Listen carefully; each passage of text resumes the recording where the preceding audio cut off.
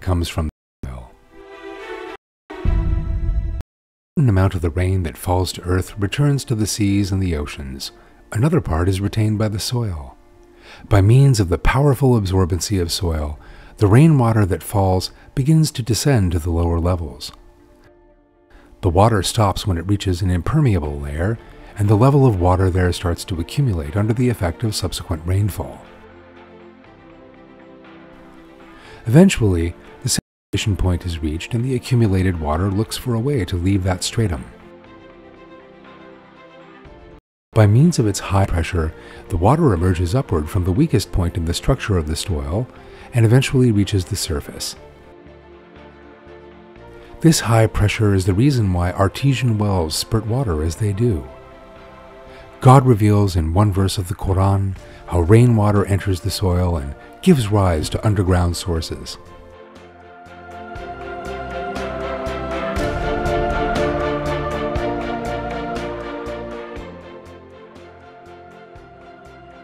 Do you not see that God sends down water from the sky and threads it through the earth to emerge springs, and then by it brings forth crops of varying colors, which then wither, and you see them turning yellow, and then he makes them into broken stubble. There is a reminder in that for people of intelligence.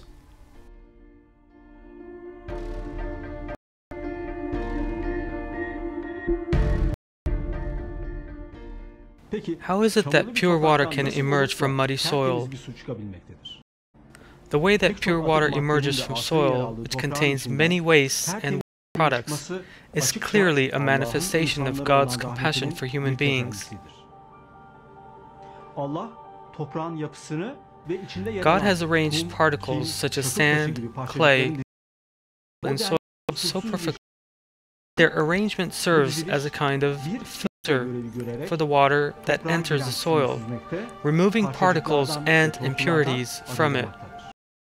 In other words, the soil cleans the water that enters it, rather than dirtying it.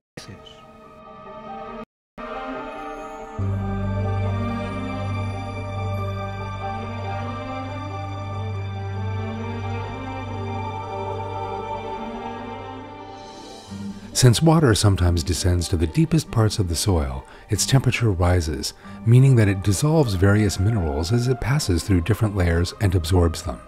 The result of that is thermal springs. It has been proved that various diseases that cannot be easily cured with drugs are improved by the use of thermal springs.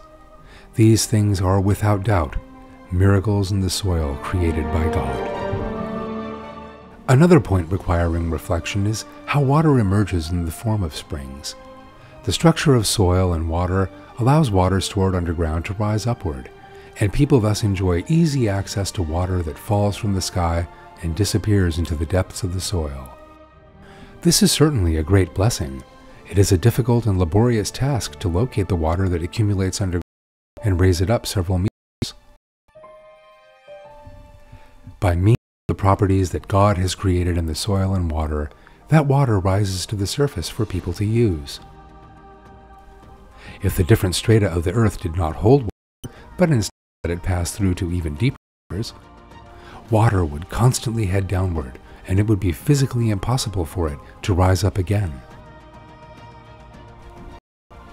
Had God created a structure like that, then but God would be able to bring water back to the surface again.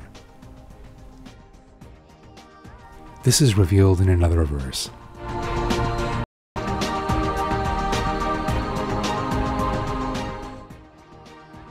Say, what do you think? If one morning your water disappears into the earth, who will bring you running water?